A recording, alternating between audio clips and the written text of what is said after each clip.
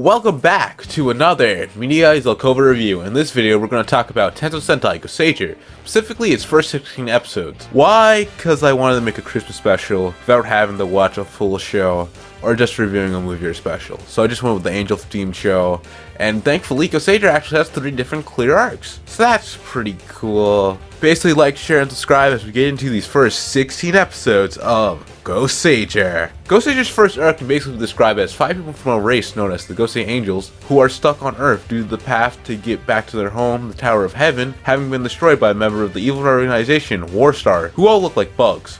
So basically, the Goseiger tried to stop the Warstar from destroying the Earth while they're stuck there, and they actually are able to stop him in these first 16 episodes. But let's get more into them later. Before we start talking about the characters and the other stuff in the show, I would like to take some time to talk about the actual settings of the show. That's one of the benefits of these styles of reviews. I'm way more inclined to talk about way smaller aspects of the show. But anyway, let's start with the Goseiger suits. I generally think they're pretty decent. Like I said in the plot description, the Goseigers are angels, so that's why they're so white.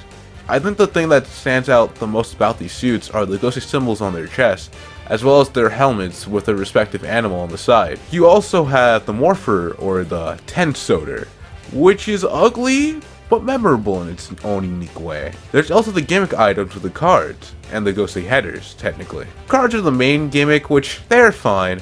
The art on the cards isn't anything to really write home about, but I think they're neat. Headers are also interesting as they have to do with way more of the mech part of the show. The main mech introduced here is Gosei Great, which looks pretty great to be honest. But the headers, I think, makes the design kinda go down a little bit, or at least doesn't make any more standout designs than Gosei Great himself. Basically, the headers are like the tactical hedge each one of the robots have. And while it does give Goseiger a special little quirk, it keeps the mech back from being that interesting design-wise outside of the first one, as the add-ons don't change enough to look that interesting. Also, there's the Datus mech and the Mystic Brother, and they're cool. An arcade machine robot and an ostrich robot are again very unique for Sentai.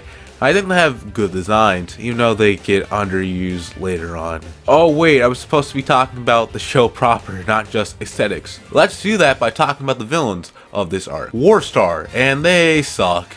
Which sucks cause, well, they only exist for 16 episodes. Of course, I'm only talking about the 3 important enough to show up in the intro, cause the monsters of the week, like always, are kinda just forgettable. There's the leader of the Warstar, Moth Drake, which he exists. He's just an angry leader guy, and there's literally nothing more to him than that.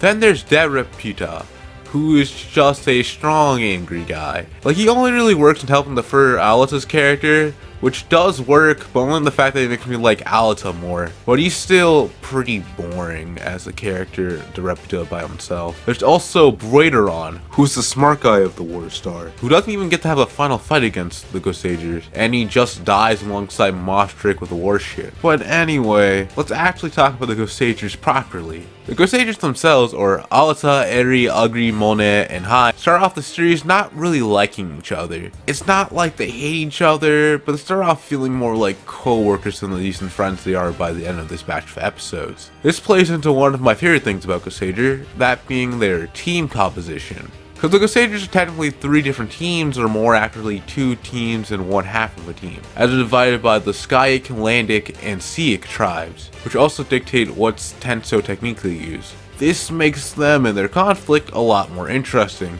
because it's not just a clash of personalities, it's a clash of cultures in a way. But anyway, let's actually get to talking about each character individually. You start off with Alita, or Gosei Red. He's a member of the Skyic tribe, and Dust is a really outgoing guy who's a little childish. Honestly, I really like Alita from these first 16 episodes.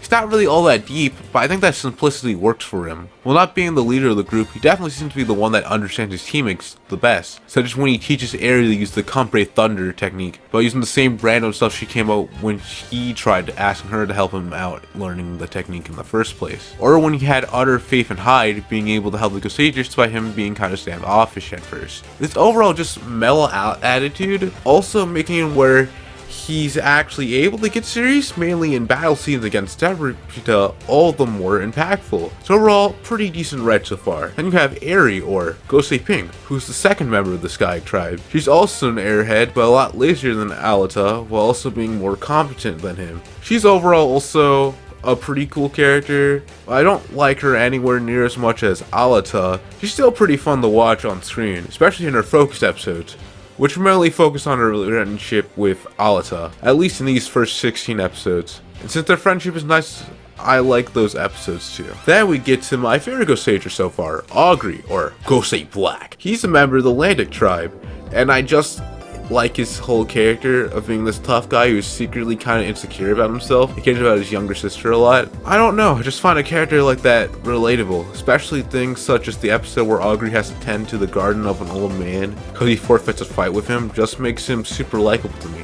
There's actually one in that same episode, he uses the farm techniques he learns to beat up a monster, which is just based. Then you have his younger sister, Monet, or Gosei Yellow, who's basically the kid of the group, being this strong-willed tomboy. She, like her brothers, another really likable character. The whole being basically the child of the group thing adds a really cool dynamic, especially since she's also trying to be more mature. I also like her and her brother's relationship, as I, again, find it relatable. But we finally got to Hyde, or Gosei Blue, the last member of the Goseigers we meet in this arc. And he's the sole member of the Siak tribe on the team, and he's, like the rest of the team, is pretty cool. He's basically the smart guy of the team, and has a problem of putting his wants over his mission of protecting others. Since when he left the team in possible danger, that way he could find a way to get them back home.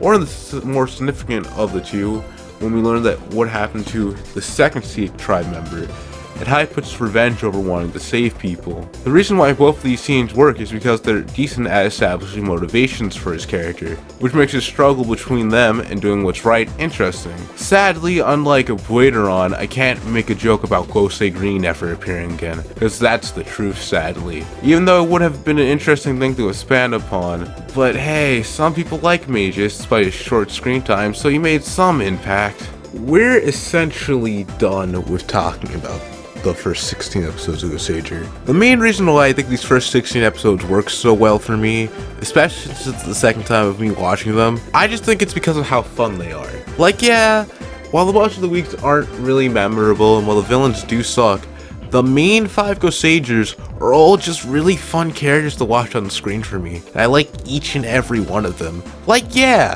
they're super simple and not that deep of characters. Everyone just being really super goofy, like always, just makes them fun to watch on screen. And I think that kind of elevates this show from being boring.